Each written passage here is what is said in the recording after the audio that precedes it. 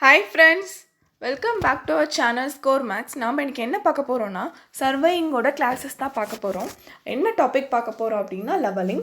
So already லெவலிங்ல நம்ம introduction அதுக்கப்புறம் ஒரு 2 வீடியோஸ் கிட்ட போயிருக்கு. ஸோ அதையும் பார்த்துக்கோங்க. அதோட கண்டினியூவேஷன் தான் இந்த வீடியோவில் நம்ம பார்க்க போகிறது. கண்டிப்பாக இந்த வீடியோ உங்களுக்கு யூஸ்ஃபுல்லாக இருக்க போகுது. ஸோ ஃபுல்லாக பாருங்கள். சரி வாங்க இப்போ நம்மளோட கிளாஸ்க்குள்ளே போகலாம்.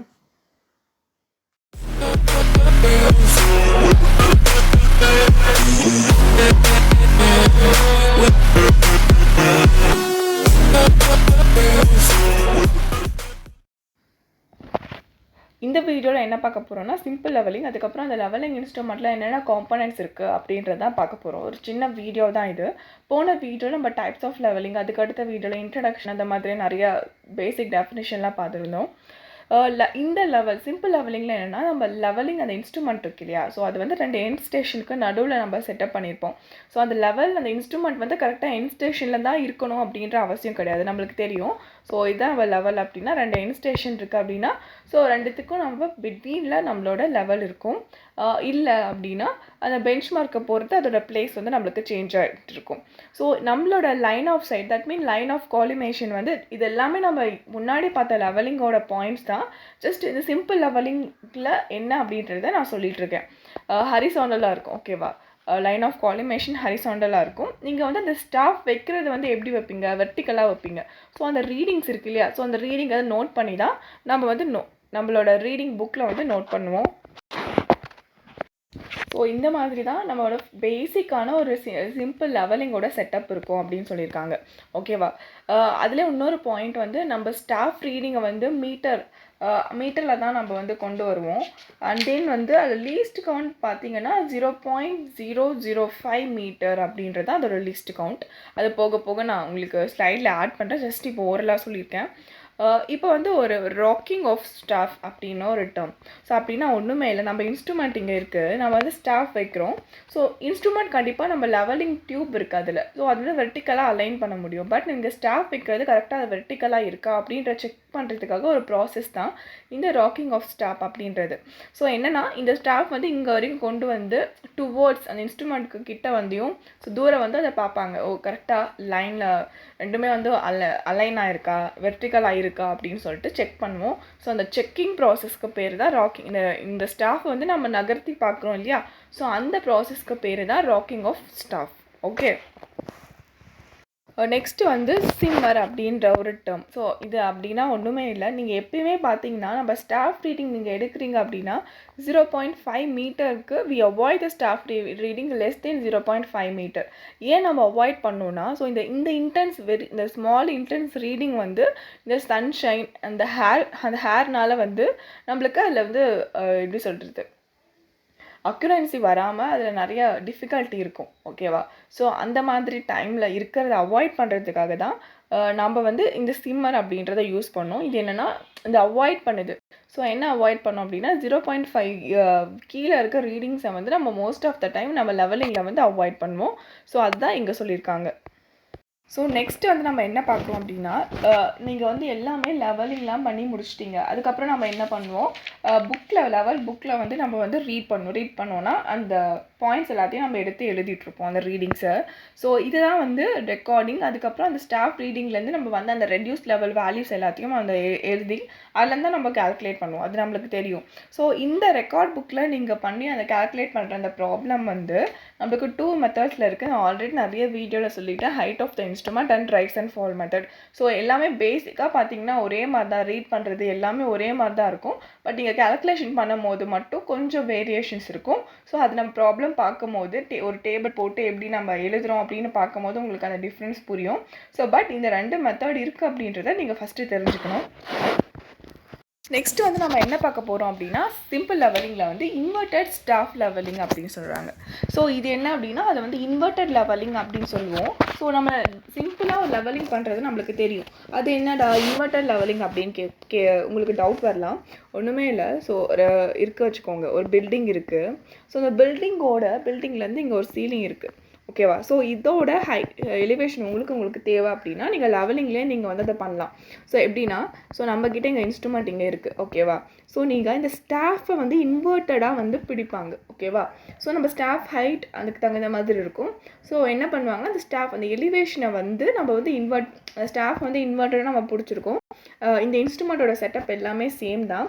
ஸோ ஒரு பெஞ்ச் மார்க் வந்து இங்கே நம்ம மார்க் பண்ணிவிட்டு அதுக்கப்புறம் பேக் சைட், ஸோ இதுக்கு ஒரு ரெஃபரன்ஸ் எடுத்து ஒரு பேக் சைட் எடுத்துகிட்டு தென் நீங்கள் நம்மளோட லைன் ஆஃப் காலிமேஷன் வந்து இங்கே இருக்கா. ஸோ நம்ம வந்து என்ன ரீடிங் எடுப்போம்னா, ஸோ இங்கேருந்து இது வரைக்கும் வருது இல்லையா, ஸோ அந்த ரீடிங் தான் நம்மளோட வேல்யூவாக இருக்கும். ஸோ இல்லை நீங்கள் எப்படி நீங்கள் மைண்டில் ஞாபகம் வச்சுக்கலாம் அப்படின்னா, லைன் ஆஃப் காலிமேஷனுக்கு மேலே இருக்கிறது, தட் மீன் இன்வெர்ட்டட் லெவலிங்கில் வந்து the point above the line of sight. So அந்த பாயிண்ட் வந்து above the line of sight இருக்கும். அதே நார்மலான லெவலிங்கில் பார்த்தீங்கன்னா point below the line of sight. So அந்த 2 பாயிண்ட்டை மட்டும் நீங்கள் ஞாபகம் வச்சுக்கணும். Such readings are recorded with negative sign. இந்த இன்வெர்ட்டட் லெவலிங்கில் வர ரீடிங்கை வந்து நம்ம நெகட்டிவ் சைனில் வந்து நம்ம இண்டிகேட் பண்ணுவோம் அப்படின்னு சொல்லியிருக்காங்க. ஸோ அது எந்த மாதிரி அப்படின்றது உங்களுக்கு புரியும்னு நினைக்கிறேன். நான் டயக்ராம் வரைஞ்சி காட்டியிருந்தேன். ஸோ இதில் வந்து இந்த லைன் ஆஃப் சைட்டுக்கு அபோவ் பாயிண்டில் இருக்கிற ரீடிங்கை தான் நம்ம எடுப்போம். இதில் வந்து அந்த ஸ்டாஃபை வந்து இன்வெர்ட்டடாக நம்ம பிளேஸ் பண்ணியிருப்போம். ஓகேவா? இப்போ நெக்ஸ்ட்டு வந்து நம்ம சிம்பிள் லெவலிங்கில் வந்து என்னென்ன இன்ஸ்ட்ருமெண்ட் இருக்குது, நான் ரொம்பலாம் உங்களுக்கு டீட்டெயிலாக கொடுக்கல, பேசிக்கானதாக கொடுத்துருக்கேன். டம்பி லெவல். ஸோ டம்பி லெவல் தான் நம்ம அந்த லெவலிங்க்கு மேலே வச்சுருக்கோம் இல்லையா, அந்த ஸ்டாண்டுக்கு மேலே. ஸோ அதை வச்சு தான் நம்ம வந்து எல்லாமே வந்து நம்ம ரீட் பண்ணிகிட்ருக்கோம். ஸோ அதோட செட்டப் வந்து இந்த மாதிரி தான் இருக்கும். ஸோ நீங்கள் பார்த்தீங்கன்னா இங்கே டெலஸ்கோப் இருக்கும், ஹைஃபீஸ் இருக்கும், இங்கே இதுதான் ஆப்ஜெக்டிவ் எண்டு. ஸோ இங்கே வந்து நம்ம லாங்கிடியூனல் பபிள் வந்து நம்ம ஃபோக்கஸ் பண்ணுறதுக்காக லெவலிங் பபிள் அப்படின்னு சொல்லுவாங்க. இங்கே பார்த்தீங்கன்னா traverse bulb tube, so foot screw, upper parallel plate and foot, இதெல்லாமே வந்து நம்ம அந்த ஸ்டாண்டில் இந்த டம்பி லெவல் ஃபிக்ஸ் பண்ணுறதுக்கான செட்டப். ஓகேவா? ஸோ இங்கே தான் ஃபோக்கஸிங் ஸ்க்ரூ இருக்கும். ஸோ இந்த லென்ஸ் வழியாக தான் நம்ம வந்து அந்த ஸ்டாஃப் ரீடிங்கை வந்து நம்ம வந்து கால்குலேட் பண்ணுவோம். ஸோ இதுதான் நம்மளோட ஆப்ஜெக்டிவ் எண்ட். ஓகேவா? So in dumpy level telescope and spindle are cast on one piece அப்படின்னு சொல்லியிருக்காங்க. டெலஸ்கோப்பும் அந்த பீஸும் ஒன்றா தான் இருக்கும் அப்படின்னு சொல்லியிருக்காங்க. லெவலிங் வந்து நீங்கள் அந்த அட்ஜஸ்ட்மெண்ட் வந்து எப்படி பண்ணுவீங்கன்னா அந்த லெவலிங் ஸ்க்ரூவில் பண்ணுவோம். ஸோ அது வந்து கரெக்டான ஒரு வெர்டிக்கலாக இருக்கா, அந்த கரெக்டாக லெவலாக இருக்கா அப்படின்றது லெவலிங் டியூப் வச்சு தான், அந்த பபிளோட ஓரியன்டேஷன் வச்சு தான் நம்ம சொல்வோம். Appar under proper adjustment, axis of bubble tube should be perpendicular to vertical axis of the instrument. இந்த bubble tube ஓட axis வந்து நம்மளோட இன்ஸ்ட்ருமெண்ட்டோட vertical axisக்கு பர்பண்டிகுலராக இருந்தால் தான் அது கரெக்டாக அலைன் ஆயிருக்கு அப்படின்றது. ஸோ உங்களுக்கு பேசிக்காக என்னென்ன ஆக்சிஸ் இருக்குது அப்படின்னு நான் உங்களுக்கு சொல்கிறேன். வெர்டிக்கல் ஆக்சிஸ், அதுக்கப்புறம் line of sight, that mean line of sight or line of collimation, அதுக்கப்புறம் ஆக்சிஸ் ஆஃப் பபிள் டியூப். ஓகேவா? ஸோ இந்த 3 தான் நம்மளோட பேசிக்காக இந்த டம்பி லெவலையும் சரி இந்த லெவலிங்லையும் இருக்க பேசிக் ஆக்சிஸ். ஸோ இது 2த்துக்குமே இந்த 3த்துக்குமே நிறைய ரிலேஷன்ஷிப் இருக்குது. ஸோ அதையும் நம்ம டிஸ்கஸ் பண்ணலாம். ஸோ நெக்ஸ்ட்டு டில்ட்டிங் லெவல் அப்படின்ற மாதிரி ஒரு கான்செப்ட், ஒரு இன்ஸ்ட்ருமெண்ட் இருக்குது. ஸோ இங்கே நம்ம டம்பி லெவலுக்கும் டில்ட்டிங் லெவலுக்கும் என்ன டிஃப்ரென்ஸ் அப்படின்னு பார்த்தீங்கன்னா, நம்ம லைன் ஆஃப் சைட்டும் அந்த வெர்டிக்கல் ஆக்சிஸும் இங்கே வந்து பர்பண்டிகுலராக இருக்கணும் அப்படின்ற அவசியம் கிடையாது. பட் அங்கே வந்து நம்மளுக்கு அந்த ஆக்சிஸ் ஆஃப் பபிள் டியூபும் அந்த வெர்டிக்கல் ஆக்சிஸும் நம்மளுக்கு பர்பண்டிகுலராக இருக்கணும். ஓகேவா? ஸோ இப்போ நம்ம என்ன பார்க்க போகிறோம்னா permanent adjustment of dumpy level. So dumpy level கரெக்டாக நம்ம செட்டப் பண்ணும் போது என்னென்ன அட்ஜஸ்ட்மெண்ட் பண்ணணும் அப்படின்றது. ஸோ இதில் நிறைய இம்பார்ட்டன்டான பாயிண்ட்ஸ் இருக்குது, ஜஸ்ட் நோட் பண்ணிக்கோங்க. Axis of level tube should be perpendicular to the vertical axis. இது நம்மளுக்கு தெரியும். ஆனால் இதே டில்ட்டிங் டியூப்பில் வரும்போது நம்மளுக்கு அப்படி இருக்கணும்னு அவசியம் கிடையாது. இந்த அட்ஜஸ்ட்மெண்ட் வந்து நீங்கள் டில்ட்டிங் லெவலில் பண்ண வேண்டாம். பட் நீங்கள் டம்பி லெவலில் நீங்கள் கொண்டு வரும்போது உங்களோட ஆக்சிஸ் ஆஃப் பபிள் டியூபும் பர்பண்டிகுலராக இருக்கணும் வெர்டிக்கல் டியூப்க்கு அப்படின்னு சொல்லியிருக்காங்க. Then axis of level tube should be parallel to line of sight. Because நம்ம லெவல் டியூப் இங்கே தான் இருக்குது, நம்ம டம்பி லெவல் இங்கே தான் இருக்குது, இங்கே தான் லைன் ஆஃப் சைட் நம்ம பண்ண போகிறோம். ஓகேவா? ஸோ அப்போது என்னோட லெவல் டியூபோட ஆக்சிஸும் லைன் ஆஃப் சைட்டும் பேரலாக இருக்கணும். பட் அந்த இன்ஸ்ட்ருமெண்ட்டோட வெர்டிக்கல் ஆக்சிஸும் ஆக்சிஸ் ஆஃப் லெவல் டியூபும் வந்து நம்மளுக்கு பர்பண்டிகுலராக இருக்கணும். ஸோ உங்களுக்கு புரியும்னு நினைக்கிறேன். அதுக்கப்புறம் த horizontal cross hair should lie in the plane perpendicular to the vertical axis. That mean இங்கே வந்து நம்மள ஹரிசாண்டல் அந்த ஸ்டேடியா ஹேர்ஸ்லாம் இருக்கும். ஸோ அது வந்து நம்மளோட வெர்டிக்கல் ஆக்சிஸ்க்கு பர்பண்டிகுலராக இருக்கணும். ஸோ அதில் நிறைய ஹேர் இருக்குது. அதில் ஹரிசாண்டல் ஹேர் வந்து கண்டிப்பாக நம்மளோட வெர்டிக்கல் ஆக்சிஸ்க்கு பர்பண்டிகுலராக தான் இருக்கும். when line of collimation is inclined to the horizontal plane, if hair bubble is in the center, the error is called collimation error. So நீங்கள் லைன் ஆஃப் காலிமேஷன் உங்களுக்கு தெரியுது இன்க்ளைண்டாக இருக்குது, பட் உங்களோட பபுள் டியூப் வந்து உங்களுக்கு கரெக்டான சென்டரில் இருக்குது. ஸோ ஆனால் அது எரர்னு உங்களுக்கு தெரியும். ஸோ அந்த எரருக்கு பேர் தான் காலிமேஷன் எரர். ஓகேவா? ஸோ உங்களுக்கு லைன் ஆஃப் காலிமேஷன் இன்க்ளைண்டாக இருக்குது, ஆனால் உங்களோட இன்ஸ்ட்ருமெண்ட்டில் டம்மி லெவலில் இருக்குது நம்மளோட பபுள் டியூப் வந்து உங்களுக்கு சென்டரில் காட்டுது. ஸோ அந்த எரருக்கு பேர் வந்து என்னென்னா காலிமேஷன் எரர். ஸோ இந்த எரர் நீங்கள் கரெக்ட் பண்ணோம் அப்படின்னா we have to நீங்கள் வந்து என்ன பண்ணணும் அப்படின்னா 2 peg டெஸ்ட் அப்படின்னு ஒரு டெஸ்ட் பண்ணி ஸோ அதை வந்து நீங்கள் கரெக்ட் பண்ண முடியும் அப்படின்னு சொல்லியிருக்காங்க. இதுதான் வந்து நம்மளோட permanent adjustments of dumpy level. ஓகேவா? ஸோ நெக்ஸ்ட் வந்து என்ன பார்க்க போகிறோம்னா sensitivity of level tube. So level டியூபோட இம்பார்ட்டன்ட் உங்களுக்கு நல்லாவே தெரியும். ஸோ அதுலேருந்து நம்மளுக்கு காலிமேஷன் எரர் வருது. அதுதான் நம்மளோட ஃபுல் செட்டப்பே கரெக்டான ஒரு வெர்டிக்கல் சர்ஃபேஸில் இருக்கா அப்படின்றத நம்மளுக்கு சொல்ல போகுது. ஓகேவா? ஸோ அதனால் அதில் வந்து அதை பற்றி தான் இப்போ பேச போகிறோம். சென்சிட்டிவிட்டி ஆஃப் லெவல் டியூப் அப்படின்ற டாபிக் ரொம்பவே important. So sensitivity of level tube is expressed in terms of angle in seconds subtend at the centre by an arc equal to 1 division of the level tube அப்படின்னு சொல்லியிருக்காங்க. என்ன அப்படின்னு பார்த்தீங்கன்னா இந்த sensitivity அந்த level tube எப்படி express பண்ணுறோம் அப்படின்னா செகண்ட்ஸில் எக்ஸ்ப்ரெஸ் பண்ணுறோம். அந்த செகண்ட்ஸ் அந்த ஆங்கிள் வந்து நம்மளுக்கு எது கூட ஈக்குவலாக இருக்கும் அப்படின்னு பார்த்தீங்கன்னா centre of an arc equal to the 1 division of the level tube. ஓகேவா? ஸோ இதுதான் வந்து சென்சிட்டிவிட்டி. ஸோ அது எந்த அளவுக்கு நம்மளுக்கு ப்ராசஸில் இருக்குது அப்படின்றத, அது எந்த அளவுக்கு கரெக்டான ஒரு நிலையில் இருக்குது அப்படின்றது தான் இந்த சென்சிட்டிவிட்டி பேச போகுது. So radius of upper surface of the tube is a measure of sensitivity of the level.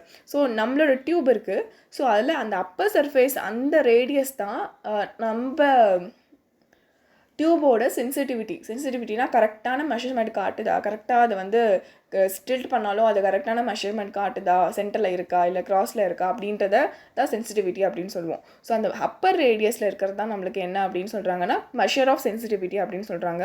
If radius is large the bubble tube will more sensitive. So அந்த ரேடியஸ் வந்து அப்பர் ரேடியஸ் வந்து அதிகமாக இருந்ததுன்னா கண்டிப்பாக என்னோட டியூப் பபுள் வந்து எனக்கு ரொம்பவே சென்சிட்டிவாக இருக்கும். அதை சென்சிட்டிவிட்டி நீங்கள் எப்படி இன்க்ரீஸ் பண்ணலாம்? உங்களுக்கு அந்த மாதிரியாக கிடையாது. ஒரு ஆர்டினரியான பபுள் டியூப் இருக்கும்போது அதை எப்படி இன்க்ரீஸ் பண்ணலான்னா so increasing the radius, decreasing the viscous. So ரொம்ப விஸ்கஸ்னால் நம்ம டென்சிட்டி அதிகமாக இருக்கிறதுன்னு வச்சுக்கலாம். ஸோ அந்த மாதிரி இருக்கும்போது அதோட சென்சிட்டிவிட்டி கம்மியாக இருக்கும். ஓகேவா? ரொம்பவே அது வந்து விஸ்கஸாக இருந்துச்சுன்னா ஸோ அப்போது நான் வந்து விஸ்கஸை குறைஞ்ச ஒரு லிக்விடாக போடும்போது என்னோடய பபுள் டியூப் வந்து இன்னும் கொஞ்சம் அதிகமாக சென்சிட்டிவிட்டியாக இருக்கும். ஸோ நம்ம என்ன அதுக்கு சேஞ்சஸ் கொடுத்தாலும் அது கரெக்டாக ரியாக்ட் பண்ணும்.